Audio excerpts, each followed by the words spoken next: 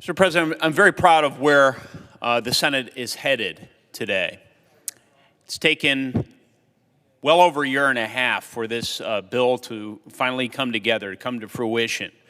Been many committees of jurisdiction who have actively participated in this process, members who have accommodated other members, and I'm proud of the work product that we have been developing here.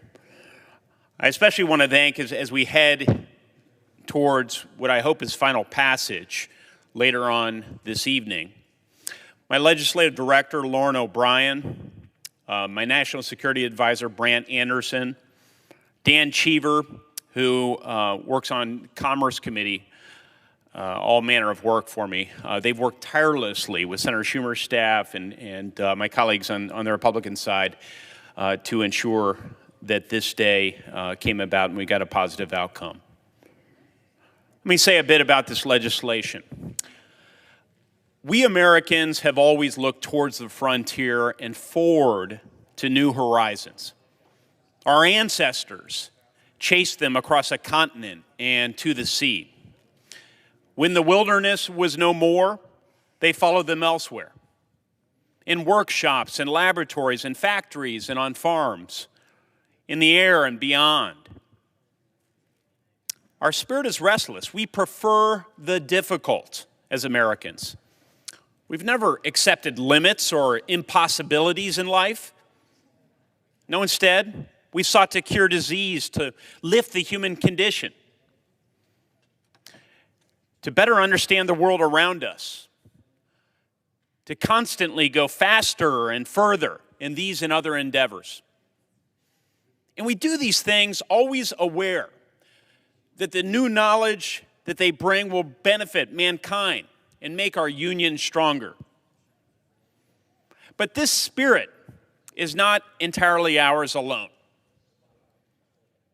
You see, there are others out there who also harbor bold ambitions, but they don't share our democratic values. Just days ago, Communist China orbited, landed, and deployed a rover on the surface of Mars. No other nation's done this. No other nation has done this. It was their first voyage to the Red Planet. It's only part of the Chinese Communist Party's ambitious space program. And it's another direct challenge to the United States of America. Now, this momentous event happens at a time when so many of our citizens feel overlooked, when the communities they call home are hollowing out,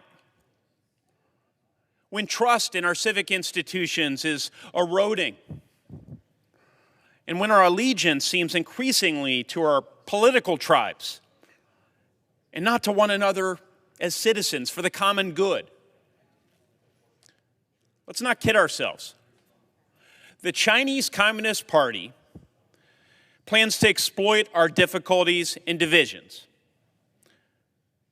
Their power and their capabilities are growing. They are indeed locked in a global competition with this great nation. And they intend to win it. They intend to win it.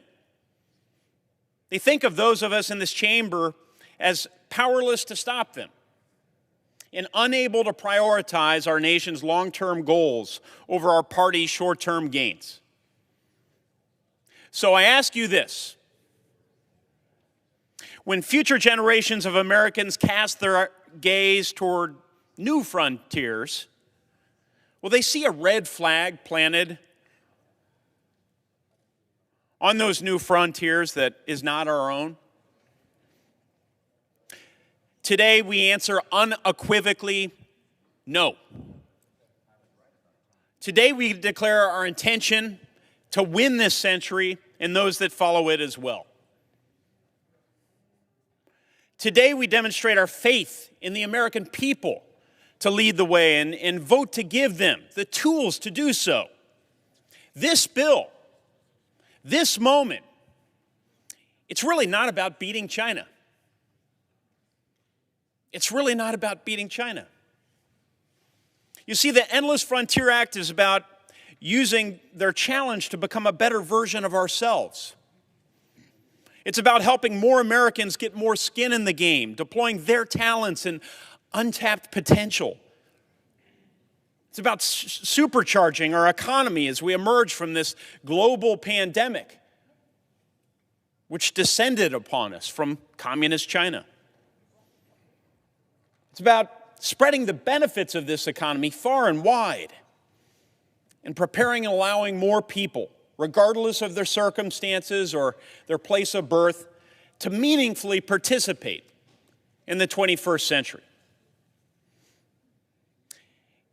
It's about unleashing what Emma Lazarus called the imprisoned lightning across this land and aiding so many Americans in their pursuit of our common happiness. You see, this is how we unite our nation and tilt the balance of a great power struggle westward.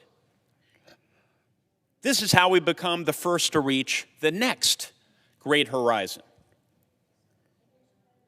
Let history record that at this moment we stood united. We declared with solemn purpose and single voice that this is our destination. That by confronting the challenges of today, we build a brighter tomorrow.